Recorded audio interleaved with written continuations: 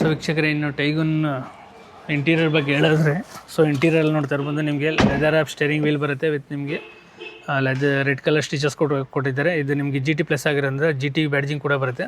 ಹಾಗೆ ನಿಮಗೆ 10.25 inch instrument cluster ಜೊತೆಗೆ 10.1 ಇಂಚ್ ಇನ್ಫೋಟೈನ್ಮೆಂಟ್ ಸಿಸ್ಟಮ್ ಕೂಡ ಕೊಟ್ಟಿದ್ದಾರೆ. ಸೊ ನೋಡ್ತಾ ಇರ್ಬೋದು ನಿಮಗೆ ಇದರಲ್ಲಿ ಆ್ಯಪಲ್ ಕಾರ್ಪ್ಲೇ, ಆಂಡ್ರಾಯ್ಡ್ ಆಟೋ ಕೂಡ ಬರುತ್ತೆ. ಹಾಗೆ ವೈರ್ಲೆಸ್ ಚಾರ್ಜಿಂಗ್ ಜೊತೆಗೆ ಟೈಪ್ ಸಿ ಚಾರ್ಜಿಂಗ್ ಪೋರ್ಟ್ ಕೂಡ ಕೊಟ್ಟಿದ್ದಾರೆ. ಹಾಗೆ 12 ವೋಲ್ಟ್ ಸಾಕೆಟ್ ಕೂಡ ಬರುತ್ತೆ.